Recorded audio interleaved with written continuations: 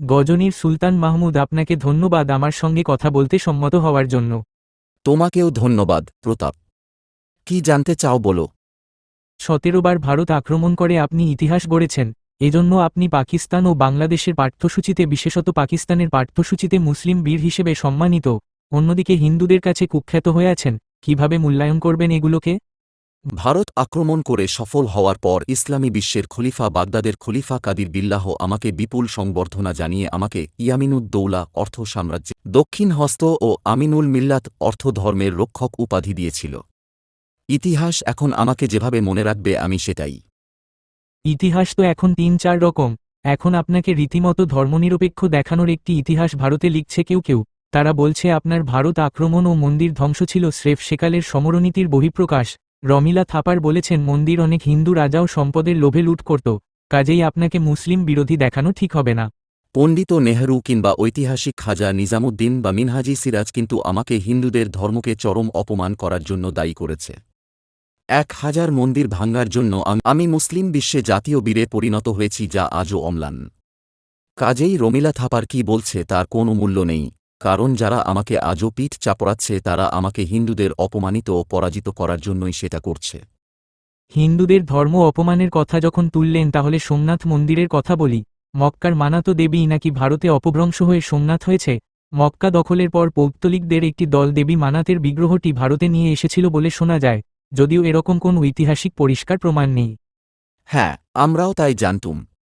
আমি সেটা জেনেই মানাতো দেবীকে ভেঙে 4 টুকরা করি। একটা গজনীতি জামা মসজিদের প্রবেশের মুখে এমনভাবে বসাই যাতে এই বিগ্রহে পা দিয়ে ঢুকতে হয়। আরেকটা অংশ আমার প্রসাদে বসাই, বাকি দুটো অংশ মদিনা ও মক্কায় পাঠাই। মানাতো রক্ষা করতে গোপনে ভারতে চালান করা হয়েছিল বলে শত শত বছর ধরে আমরা জেনে এসেছি। আমি এটা বিশ্বাস করে ভারতের সোমনাথে কেবল লুণ্ঠন করতে মনোযোগ দেইনি, মানাত দেবী ছিনিয়ে আনার ব্যাপারে পুরো মনোযোগ আমার ছিল। তো বিশিষ্ট ইতিহাসবিদ ইরফান হাবিবের পিতা আলিগড় বিশ্ববিদ্যালয়ে অধ্যাপক মুহাম্মদ হাবিব বলেছেন, আপনি ধর্মীয় কারণে সোমনাথ মন্দিরের আক্রমণ করেননি, করেছেন সম্পদের লোভে। তাহলে মানাতো দেবীকে কেন গঞ্জনির মসজিদে প্রবেশের মুখে পা রাখার জন্য রাখলাম? কেন সেটা মক্কা মদিনায় পাঠালাম? ঐতিহাসিক আল বেরুনি আমার সমসাময়িক ছিলেন। তিনি কি লিখেছেন আমার সম্পর্কে জানো? তিনি লিখেছেন, হিন্দুদের যেন ধূলিকণার মতো, পুরাতন জনশ্রুতির মতো চারদিকে ছড়িয়ে দেয়া হয়েছিল।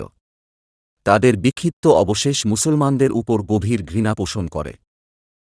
প্রথমবার সোমনাথ আক্রমণের স্মৃতিটা একবার বলবেন? আমার আক্রমণের সময় মন্দিরের ভেতর আশ্রয় নিয়েছিল লক্ষাধিক নারী পুরুষ, 1000 ব্রাহ্মণ, আর শত শত নর্তকী আর গায়িকা। তারা নিশ্চিন্ত ছিল যে দেবতারা তাদেরকে রক্ষা করবে, কিন্তু সেটা হয়নি। আমি একদম মেরে কেটে সাফ করে দিলুম।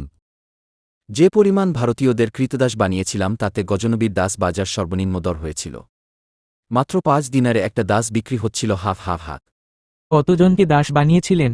বাগদাদের খলিফাকে গনিমতের মালের 1/5 দিয়েছিলাম, সে হিসেবে তিনি দাস দশী পেয়েছিলেন 1,50,000 টাকার। তার মানে আমি ভারত থেকে দশী নিয়ে গিয়েছিলাম 7,50,000 টাকার। যে রুট দিয়ে ওদের নিয়ে যেতাম সেটা পাহাড়ি গিরিখাদ, খুবই কঠিন পথ। দশরা এত কষ্ট সহি করতে না পেরে পথেই মরে পড়ে থাকত।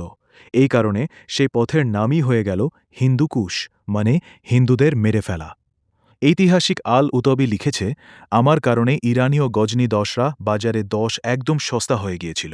অনেক সম্পদ এনেছিলেন? অনেক। হাতির পিঠে, ঘোড়ার পিঠে চড়িয়ে এনেছিলাম। সোমনাথের চন্দন কাঠের দরজাগুলি খুলে এনেছিলাম, সেগুলোকে আমার সমাধিতে লাগানোর নির্দেশ দিয়েছিলাম। মথুরা নগরী দেখে আপনি মুগ্ধ হয়েছিলেন? হ্যাঁ, এরকম শহর তৈরি করতে 200 বছর লাগে। সেই সৌন্দর্যকে তাহলে নরক বানালেন কেন? এটা তো মানব জাতির জিনের মধ্যে রয়ে গেছে, সুষুপ্ত। সুন্দর ফুল দেখলে ছিঁড়ে নেও কেন? যে সুন্দর পাখি গান গাইতে পারে তাকে উড়তে না দিয়ে খাঁচায় পোষো কেন? তাছাড়া অন্যের এমন সম্পদ দেখলে নিজেদের দৈন্যতার জন্য ক্ষোভ হয়। আমি ভারত লুট করে গজনীকে চোখ ধাঁধানো বানিয়েছিলাম, কিন্তু রাখতে পারিনি। কেন? এই যে ঘুরি বংশ, ওরা আমার ওপর প্রতিশোধ নিল ভ্রাতৃহত্যার। আমার পুরো শহরে ওরা আগুন দিয়ে জ্বালিয়ে দিয়েছিল। আসলে কি জানো, আমরা তো গ্রিকদের দ্বারা শাসিত হয়েছিলাম। ওদের রক্ত আমাদের শরীরে বইছিল। এই যে যুদ্ধ, লুটপাট, এইসব ইসলামের সাম্রাজ্যবাদের সঙ্গে গ্রিক রক্ত কাজ করছিল। আমাদের মেয়েদের দেখেছ তো, কী রকম সুন্দরী হয়ে তারা। এগুলো গ্রিক জিন বহন করছে। আপনি কি অনুতপ্ত? No comments. ইতিহাস আপনাকে কিভাবে মনে রাখবে বলে মনে করেন? মতধুয়ুগিয়া একজন সমরনায়ক হিসেবে ভালো মন্দ যেটাই আমাকে মনে করে আমার সময়টাকে বিবেচনা করো। কিন্তু আপনাকে যারা এখনও নায়ক বানাতে চায়, আমার দায় তাহলে তাদেরকে নিতে হবে। আপনাকে অসংখ্য ধন্যবাদ। তোমাকেও।